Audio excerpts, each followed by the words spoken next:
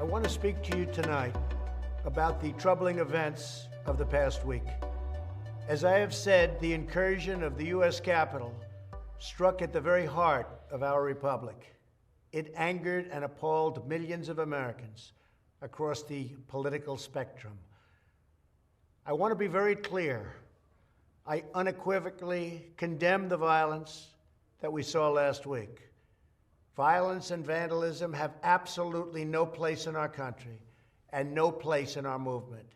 Making America great again has always been about defending the rule of law, supporting the men and women of law enforcement, and upholding our nation's most sacred traditions and values. Mob violence goes against everything I believe in and everything our movement stands for. No true supporter of mine could ever endorse political violence. No true supporter of mine could ever disrespect law enforcement or our great American flag. No true supporter of mine could ever threaten or harass their fellow Americans. If you do any of these things, you are not supporting our movement, you are attacking it, and you are attacking our country. We cannot tolerate it. Tragically, over the course of the past year, made so difficult because of COVID-19, we have seen political violence spiral out of control. We have seen too many riots, too many mobs, too many acts of intimidation and destruction. It must stop. Whether you are on the right or on the left, a Democrat or a Republican, there is never a justification for violence. No excuses, no exceptions.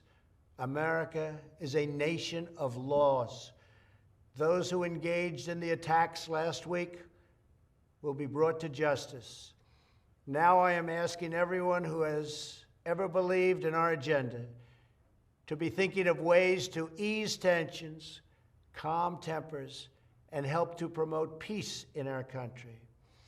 There has been reporting that additional demonstrations are being planned in the coming days, both here in Washington and across the country. I have been briefed by the U.S. Secret Service on the potential threats. Every American deserves to have their voice heard in a respectful and peaceful way.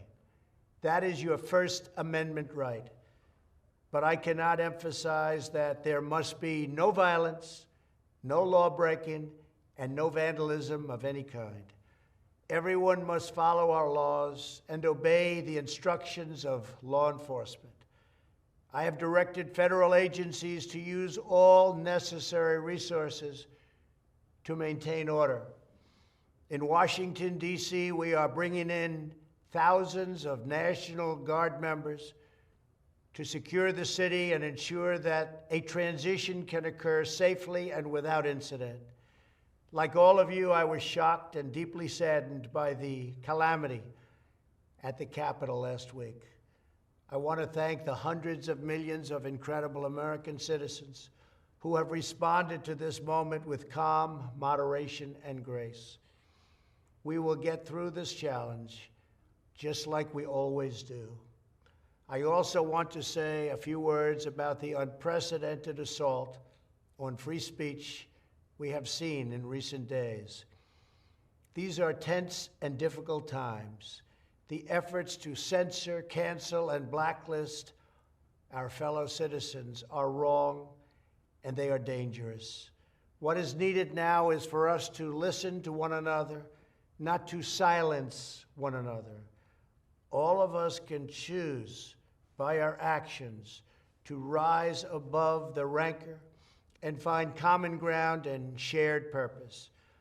We must focus on advancing the interests of the whole nation, delivering the miracle vaccines, defeating the pandemic, rebuilding the economy, protecting our national security, and upholding the rule of law.